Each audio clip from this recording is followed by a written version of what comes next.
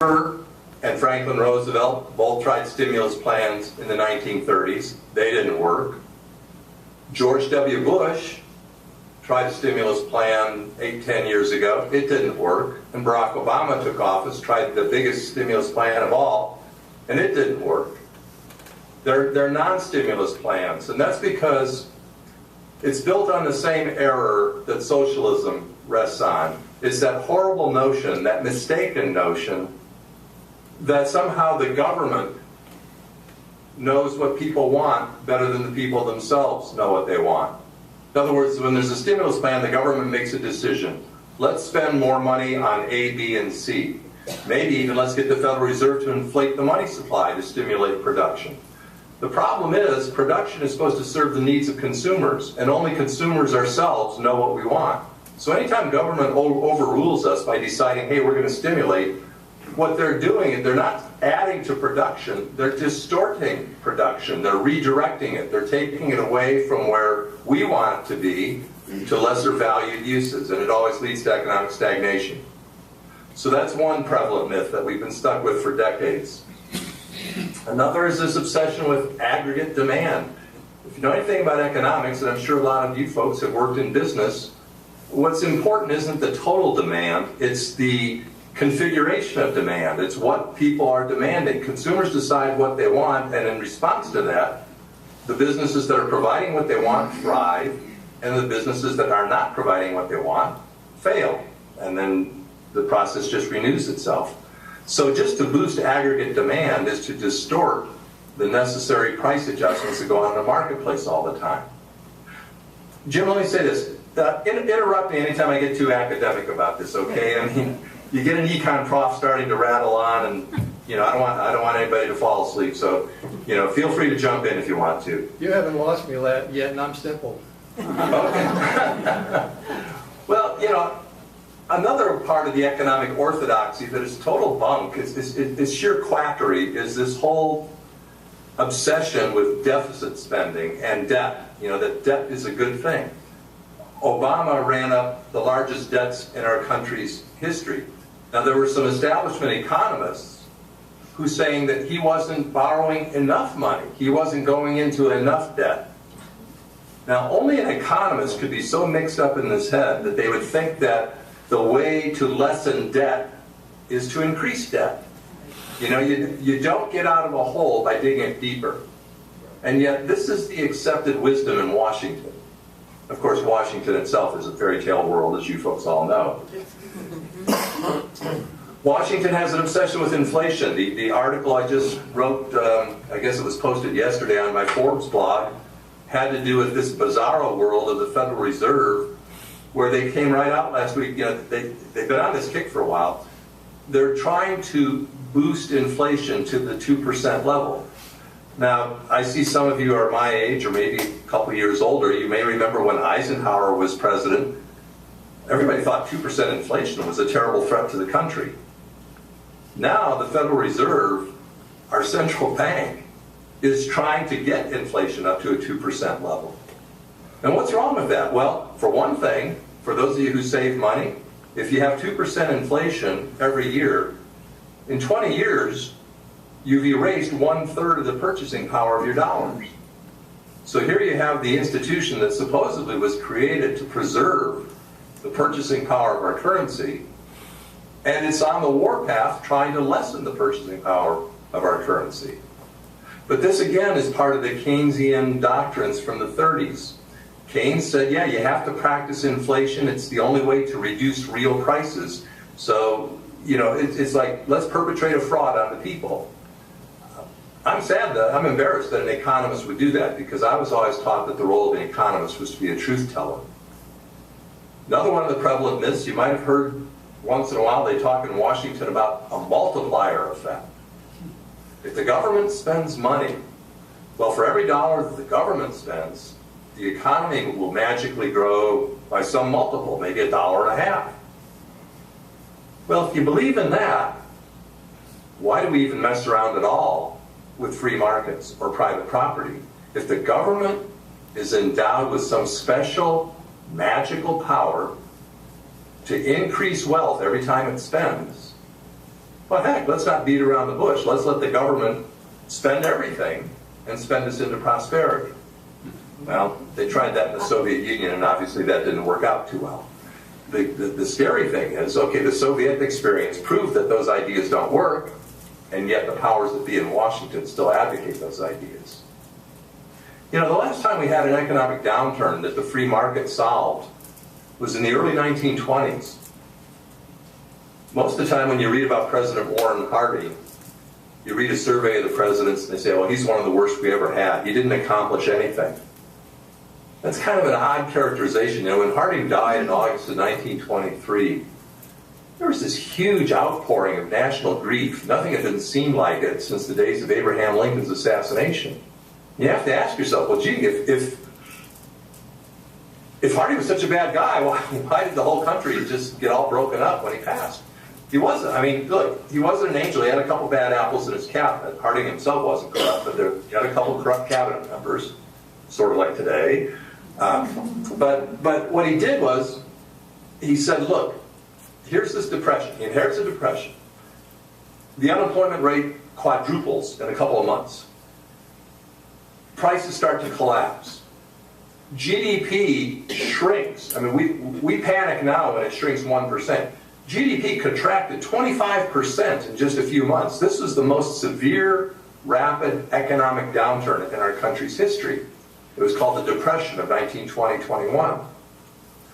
Kids don't hear about this anymore. We're not taught it in our schools for two reasons.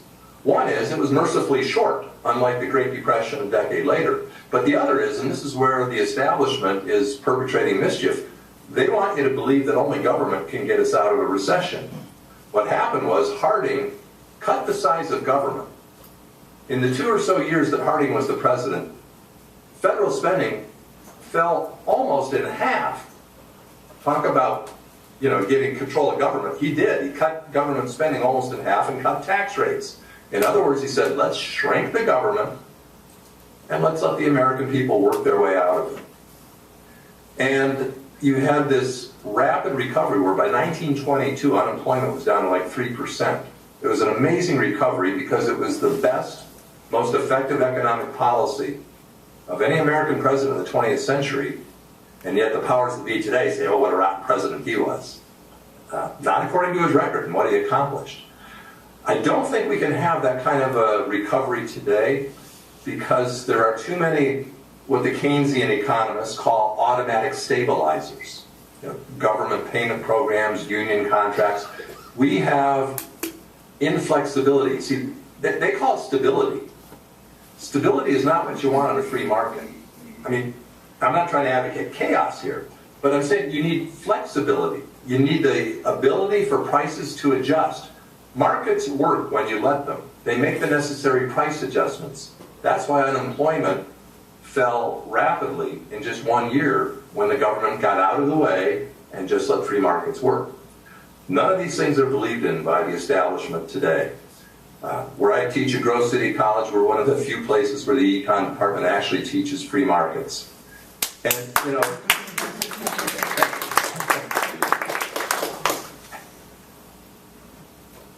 economics was once called a dismal science. You've probably heard that cliche, economics, the dismal science.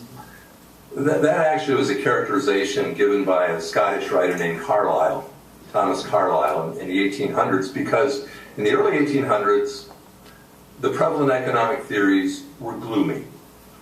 They predicted that working people would always stay wretchedly poor.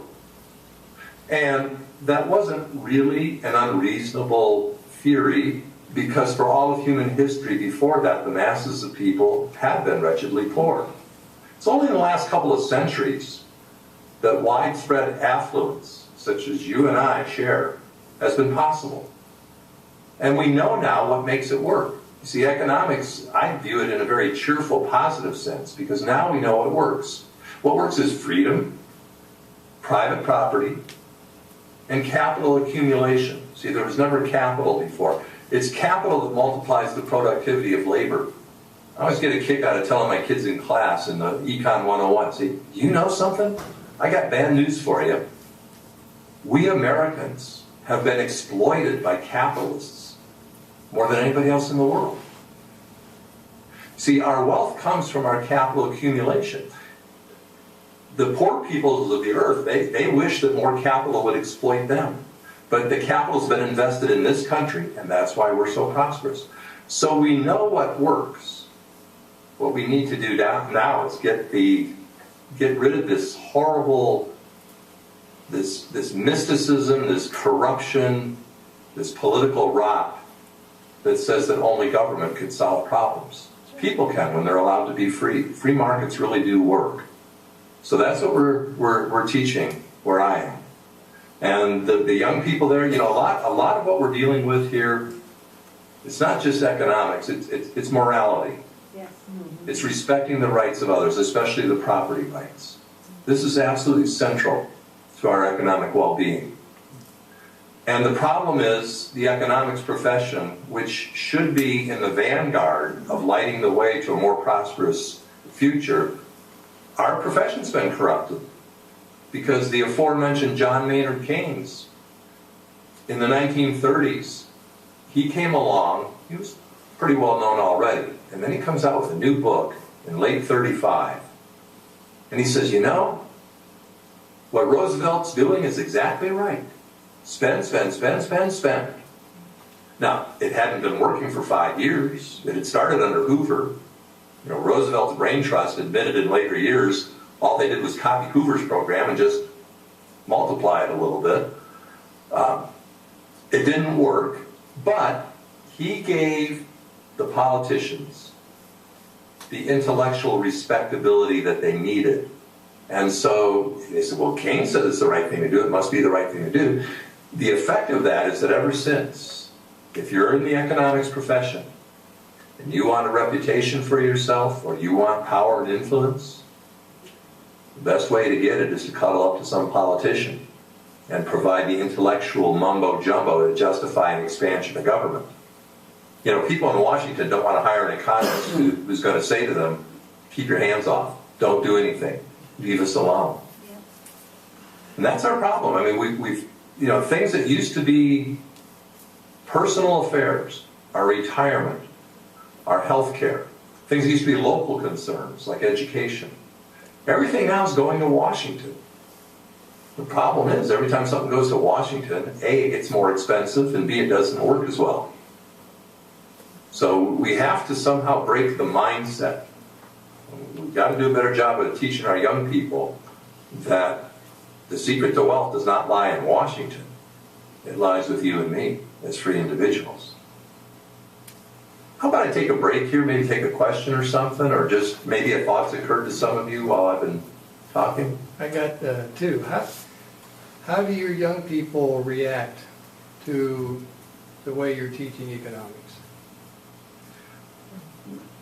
Most of them eat it up, and it's, in a way, it's not a fair statistical sample because Grove City has a reputation for being conservative and Christian, and so there's a lot of self-selection that goes there. Sometimes, I mean, overwhelmingly, they are predisposed in that direction. But I've got a lot of feedback from those who, especially who went to public school. Now we have homeschooled students, you know, from high school they were homeschooled or went to private schools. Even some of the private school students, but especially the public school students say, you know, I always thought you were right, but I never really heard it explained in high school. They always kind of, you know, were building up the state as the solution. And when they see the two theories side by side, they know which one has the ring of truth, so they come around. So I'm happy that I think I've got them inoculated so they're never going to be swept up by some illusion, some fast-talking person in Washington. I think, you know, I love teaching 101. A lot of economists don't like to teach the introductory course. I think it's the most important because if you teach young people the ABCs of economics, then some economic magician, mystic, you know, Pied Piper isn't going to be able to lead them astray. So it's pretty good at Grove City. Anybody have something back to here? Just a second, go back here. Get back We know that it's a pretty difficult thing to deal with the economics of our own government, but when we look at Agenda 21 and the UN and what just happened in Nevada, economics plays a big part in that. We know that Reed was also looking at lining some of his own pockets and the things there. How do you suggest that we address these things as they come up, as the government tries to take over property or property rights that we have? Yeah, the biggest challenge that we're facing is government has already gotten so big, and I'm pretty close with my congressman. I talked to him about it, and what happens is by the time they get organized enough to address an egregious abuse of government power, 10 new bureaucratic initiatives have been launched. It's like we're playing a losing game of whack-a-mole. And yet, you know, Americans are essentially pragmatic people. We know what works, and we can cite cases. Like, for example, privatization was a huge move in the United Kingdom under Margaret Thatcher, and that spread to many countries around the world, proving that if the government gets out of certain activities and turns them over to the private sector, they become much more professionally run, much more efficiently run. So, I mean, we can point to the evidence of what works. The problem is always is prying loose the grasp that the special interests have on their own politicians. That's really the challenge. But we have to keep whacking away at the root of the ideologies that say that government is good, that government solves our problems. It doesn't. It just bankrupts the country. I mean, it's like, if government were all that beneficial, well, how come we're $17 trillion in debt and have a stagnant economy? You see, what they're preaching as a solution is actually the illness that is choking off growth in our country. And I think enough American people can see that. And, you know, you talk about Nevada, you just raised that question. My goodness, what does the federal government own? 84, 89% of Nevada, I mean, a lot, most of it. Why? I mean, that's what a communist state would do. That's what a socialist state would do, would be to own the property. Put the property in the hands of private citizens. Get the federal government out of it. Now, you folks all believe that. That's why you attend Tea Party movies, meetings. Sorry, I'm looking at the screen. I'm thinking it's a movie here. But, you know that it's true. We just have to convince people. Ours is an educational effort, and I think it's going to be undergirded maybe by a religious revival, that it just isn't right to live at the expense of our fellow man. Do unto others as we'd have them do unto us. You know, let's not take somebody else's property because we don't want them taking our property. Government is simply organized theft. I mean, you know, I'm not saying abolish it all, but what our founders gave us was limited government that had one function, and it was articulated at the beginning of the Declaration of Independence. Started from the premise that we have inalienable rights: life, liberty, the pursuit of happiness. Government's sole legitimate purpose is to protect our rights. And when it goes beyond that, when it starts violating our rights by taking our property to spend on its pet causes, that's illegitimate government. And Jefferson says right there, we should either amend such a government or abolish it. And that's what we need to work toward. I don't have an easy formula for you, but this is the task ahead of us, and we all have to address it in any way we can.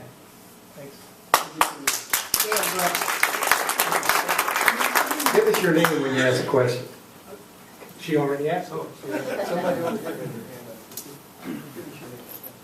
I'm Bonnie, and you made the statement that the old Hardy remedy of leaving things alone wouldn't work in our current situation because our government and our society is now too inflexible. What do you see needs to happen in order for the remedy, even the Hardy remedy, to be successful? Yeah, thank you for pointing that out, Bonnie, because it makes it sound to me like I was almost contradicting myself. What I'm trying to say is that an economy can adjust very quickly when prices are free to move wherever the market takes them. And we have so many prices that are frozen, that are stuck, so that, you know, I mean, see, I couldn't in good conscience come out and say, oh, well, just, you know, let's just shrink the government and everything will instantly adjust. However, I do think there's hope for noticeable improvement. There's an article in the Wall Street Journal last week, for example, about the many countries that have that were stagnant, countries like Canada, Germany, Sweden, the old socialist paradise. All of these countries went through a period where they reined in the growth of government. Now, they didn't shrink it like Harding did, but ranging from 0.2% growth over a several year period in Germany to 2% growth, just by checking government growth to that extent, they shrank deficits, the private sector grew more rapidly than the public sector, and their economies picked up quite a bit as a result of that.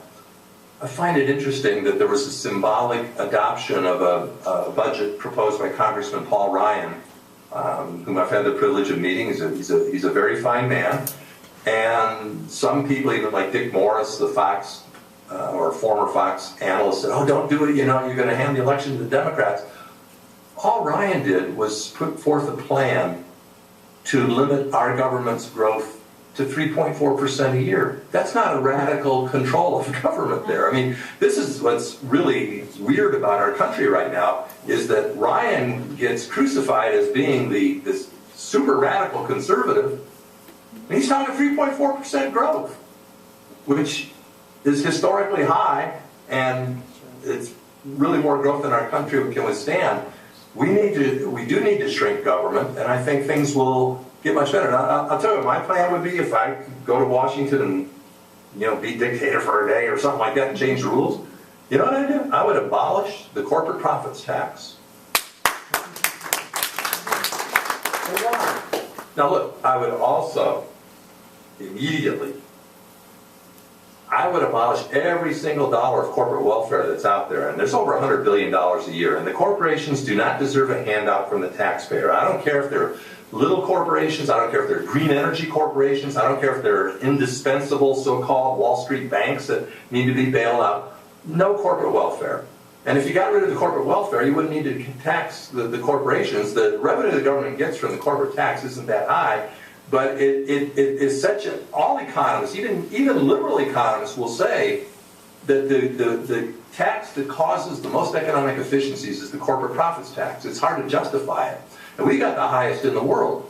What would happen if it were the lowest? There was a story I just read yesterday. Walgreens, the drugstore chain, they're talking about relocating their headquarters to Europe. Now that's a profitable company, but they can save billions of dollars by moving to Europe. What we need to do is lower our taxes. Europe has lower corporate taxes than we do. Well, let's turn the tables on Europe. I mean, I got nothing against Europe, but I'm all in favor of the United States of America booming, our people prospering. You eliminate the corporate profits tax. The United States of America instantly becomes the desired destination for all multinational corporations. There would be so many businesses sprouting up in this country. There would be an explosion of employment opportunities for the workers of this country. This country would produce so much more wealth. It would boom. The private sector would explode if we simply got rid of the corporate profits tax. But of course, on the left, they think that business is evil. One of the first things I teach my students is, what are profits? Profits in a free market. Now, corporations can make money if they've got cronies in Washington. Crony revenue is not profit, okay? That's not economic profit. That's illegitimate. That's just politics. We call it rent, rent-seeking behavior. Profits in a free market are what a business earns as a result of successfully serving the needs of one's fellow man. There's nothing sinister about that. Some people say, well, we should put a cap over corporate profits. What? You want to put a cap on how much good somebody can do for somebody else? That doesn't make any sense. And what are profits? A business has certain inputs that cost a certain amount. They generate revenue. If they generate revenue that's more than their costs, that's a profit. What is the profit? That's wealth that didn't exist before. It's new wealth. It's additional wealth. How does the country get richer? By producing more wealth. Where does that wealth come from? It comes from profits. To be anti-profit is to be anti-growth. It's to be anti-wealth. It's to be anti-prosperity. So let's quit taxing profits. We want more profits, and I'd say get rid of that tax. And that is going to make the United States of America boom.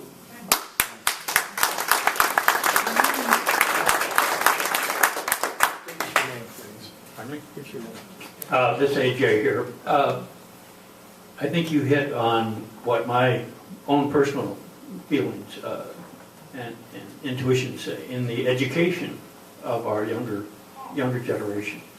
And right now, the thing that pops up as a key element here is this core element that is trying to spread through the educational system. And I'm wondering how your outstanding educational facility, how are you handling the core issue?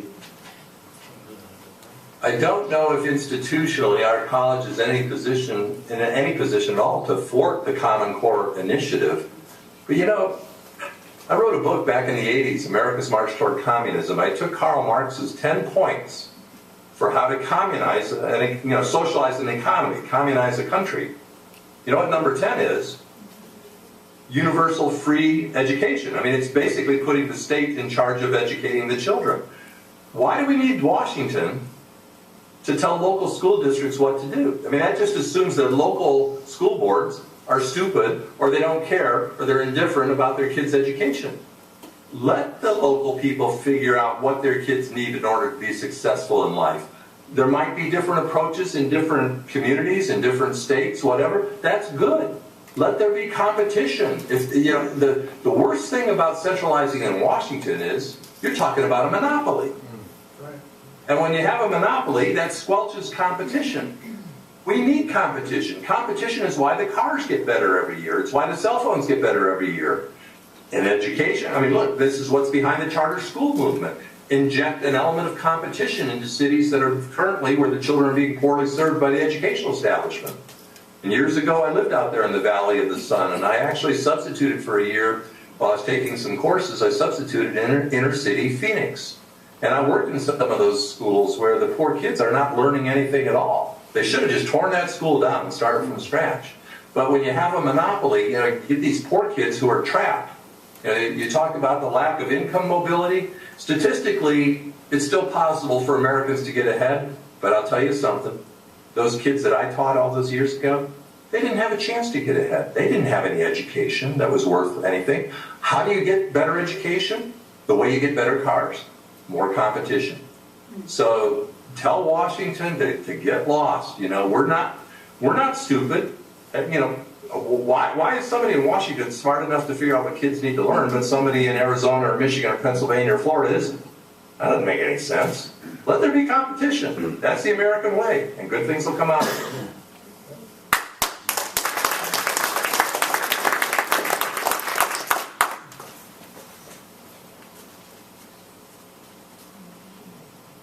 Good evening, this is Susan. Thanks for being with us tonight. My concern is basically the position of amnesty and what its impact is going to be on the economy if they get their way. That is one of the most divisive issues politically, and where there's the most disagreement by professional economists. It's not an area that I've studied a lot. I do know that immigrants tend to have a higher incidence of creating entrepreneurial ventures. I'm mindful of something that Friedrich Hayek, who won a Nobel Prize in economics and learned his economics from Ludwig von Mises, who is the teacher, my teacher. Hayek said, you do not want to have easy immigration in conjunction with a welfare state. That's a bad combination. I'm more concerned with dismantling the welfare state. At the same time, now, don't get me wrong, I don't believe in turning our back. As long as we have laws, I believe law needs to be upheld. So I'm not saying just, forget about it, let everybody come in. Because who is behind the amnesty movement? Well, it's the left. How do they win elections? They get more votes. And we scratch our heads and go, how can people with such stupid policies keep getting elected? Well, in the inner cities, it's because they can manufacture votes. You see, they have some very formidable voting blocks, and we have to find a way to reduce the influence of those voting blocks. One of their key voting blocks is dead people. They don't move dead people from the rolls of these inner cities. There are millions of dead people voting in our elections. Another thing they want is they want the felons to vote. Imagine that, you know, it's like, they're gonna be on the right side of things, the felons? Oh my goodness. And then the illegal immigrants. That devalues American citizenship. I mean, we believe in one person, one vote. But for citizens, that is one of the great privileges of American citizenship. And for a political party in this country, or at least a significant part of a political party, to advocate amnesty so that it's just a cheap drive for them to get more votes. And I mean, what bothers me is I can understand some of the ruthless people at the top, and you know who I'm talking about here. I mean, I wouldn't put anything past them. But there are a lot of good, honest liberals in this country, and I'm saying to myself, I mean, I would trust them with the keys to my house when I'm away. They're not going to rob me that way. Why do they turn a blind eye to the electoral abuses that their party is perpetrating to devalue our citizenship by trying to get millions and more illegals that already vote? And remember the first thing Clinton did when he became president? The motor voter, he fired all the state's attorneys general, and he pushed the motor voter registration in California so that anybody who gets a driver's license can then vote. Well, they don't have to be citizens. If they got a driver's license, they can vote. This is what they've been trying to do ever since, is they're basically trying to recruit people to break our laws, to crash our gates, to invade our country, to take up residence illegally, for the purpose of voting more progressives into office. So, I mean, and the sad thing is, every time one of us speaks up about it, you know, it's like the nail, you know, and the hammer comes down on the nail because we're attracting attention to ourselves. Well, we better attract attention to ourselves because this is going on.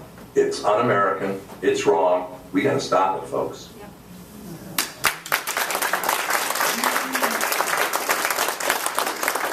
Another question? Can you talk a little bit about your 10 points, the book you wrote about the 10 points? Sure. Let's see if I can do them all by memory. I'm not sure that I can. The first one, Mark said, government should take over the ownership of land. Well, look at Nevada. Look at Alaska. I mean, the western states, Uncle Sam is the major landlord. I think Uncle Sam owns or controls through, you know, like wilderness designations, etc. Uncle Sam controls at least 1/3 of the acreage of this country. Now, that's not a free market in land. That's something more that a socialist would be in favor of. Number 2, graduated income tax. Heck, for over 100 years, Uncle Sam didn't tax Americans' income at all, much less in a graduated, you know, progressive system. What is progressive income tax? It's discrimination. You know, we're always taught it's not right to discriminate on the basis of one's race. I agree. It's not right to discriminate against somebody because of their gender. I agree. But why is it right to discriminate on the basis of income? Why do we have one set of laws, a low tax rate for some people and a super high rate for others? I mean, the top 1% are already paying 37% of all the income taxes in this country, and the left says that isn't enough. I mentioned the corporate profits tax before. A couple years ago, Exxon was making $1,400 of profit every single minute of the year. That's a lot of money. But they were also paying $4,000 every single minute of the year in taxes to various governments. In other words, most of the income that they generated went out the door to taxes of various sorts. And yet the left says this is fair. It isn't. One of the great principles of our country's founding was equal treatment under the law. And if you're going to tax income, then other than maybe an exemption for the really, really poor, but if set a rate that everybody pays it, 10%, 15%, so that we're equal before the law. I think an even fairer system is that proposed national sales tax, where you pay your tax on what you consume, and then whatever you earn is what it traditionally was in America's history, your own private business. I mean, it's not just that the government takes your money. It's that they violate your privacy. I mean, here it is, April 15th. I mean, what do you guys feel like when you file your income tax? It's sort of like, Uncle Sam, the IRS, becomes the the federal proctologist or something. I mean, it's disgusting. The third point of Marx's platform was an inheritance tax. Of course, Marx was anti-family, so you break up families, you don't let them inherit.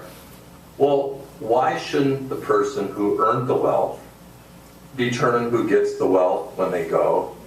And that's kind of so. Of course, the left wants inheritance taxes because they think that government has first dibs on large estates, not the families that created those estates. So that's a thing. The fourth point Marx had was to confiscate the property of immigrants and rebels. Well, you kind of see this with the desire to grab hold of the money that corporations have parked overseas. Now, the reason they're parking overseas, they love to invest in America. It's just that the minute they bring it on shore, wham, more than a third of it gets confiscated by the federal government. And Obama is trying to work with foreign banks to get them to have to pay those taxes, even if it's abroad. So he's going after the taxes of those who've gone offshore. Can you imagine? For decades and decades, people moved to America to get away from the oppressive governments and the taxes of the old world. Now the direction is reversed. You got Americans fleeing this country, freeing the land of the free, because they're not free, because their wealth is being persecuted by the government. It's terrible. The fifth point of Marx's platform was centralizing credit in the hands of the federal government. Well, that's what the Federal Reserve does. And the Dodd-Frank legislation of 2010 that has set up this unelected, unaccountable, subpoena-defying organization called the Consumer Protection Finance Bureau, or Consumer Finance Protection, one of those things, Consumer Finance Protection Bureau. What they've done is they've institutionalized bailouts. Under that legislation, the federal government designate, or has the Federal Reserve designate, or this bureaucracy designate, which banks and financial institutions are indispensable. Which means it creates a moral hazard, because they say, okay, hey, we can take risks with our investment capital, because if something bad happens and we have to lose, Uncle Sam will bail us out. And what it's doing is it's reducing competition, because it's so expensive to comply with the regulations that the smaller financial firms, the new ones that come in with the fresh new ideas and will be the healthy competitive influence there, they're getting killed. The sixth provision of Marx had to do with controlling communication and transportation. Well, here we got a government that essentially gave Chrysler to the Fiat in Italy, and most of General Motors to the UAW, the Auto Workers Union. I used to be a janitor at Chrysler, so I saw that up close and personal and didn't particularly care for what they were doing. You had Uncle Sam trying to get us to, buy electric cars, and, most people, we can buy them if we want to, most people just don't want to. And then, of course, they want to control communications, they want to control political speech, they're trying to limit how much money private citizens and corporations can spend. The unions can spend all they want, but don't let the corporations spend all they want. Which is ironic, because if you look at the source material, a lot of the big corporations they give to both parties. They're political agnostics. They just want to have a chair at the table, whoever is there.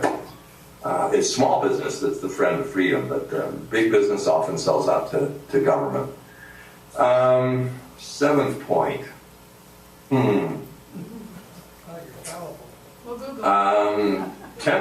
10th point was control of education. The 9th point has to do with controlling where people live. It had to do with, Marx wanted to make the population distribution between city and country equal.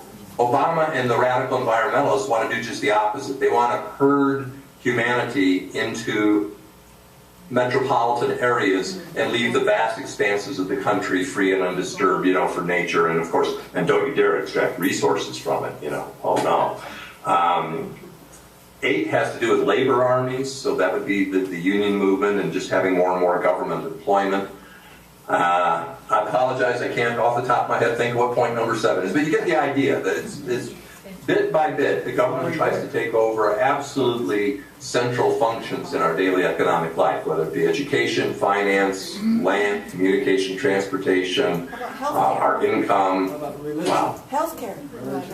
Yeah, there you go. Yeah, I mean, basically, and I think that was what seven had was more of a generic kind of thing about taking over the key industries. Well, government under this president wants to take certainly healthcare, certainly more of education, certainly with Dodd-Frank, the financial industry, certainly with all their global warming nonsense, they're trying to take over the energy industry. So, I mean, you know, if they can control education, healthcare, energy, finance, etc., that's pretty good control over the economic life of this population, and therefore it's control over us. Thank you, Mark. Got another question?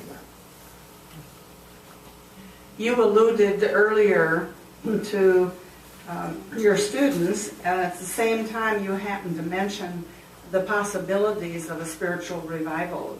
Do the two go hand in hand, or how did you come to that possibility? Yeah, you know, I think your question there, it's an excellent one, and it puts me in mind of what George Washington said in his farewell address. You know, I believe it's still a tradition for the farewell address to be read on Washington's birthday on the floor of the Congress. It's too bad they don't listen to it. A lot of wisdom there. And talked about the need for public morality, and he came right out and said, and to think that morality can be maintained without a religious undergirding is folly. I mean, our values are built on religious value. John Adams, our second president, said our Constitution is only appropriate for a religious people. But what does he mean? He means people who respect the rights of their fellow man, who have put an inner restraint on their predatory instincts so that we respect each other's property rights. That's the key. I mean, economics divorced from a spiritual foundation isn't going to work. Let me read you a quote here. This is one of my favorites because, you know, we need to have the beast inside of us restrained. The question is, who does the restraining? And our founders believe that the most effective restraint and the one that caused the least harm was self-restraint based on our religious principles. In the late 1840s, there was a man named Robert Charles Winthrop who was the Speaker of the House of Representatives. And here's a quote. Men, in a word, must necessarily be controlled either via power within them or by a power without them, either by the word of God or by the strong arm of man, either by the Bible or by the bayonet. I think you and I would agree we prefer the Bible.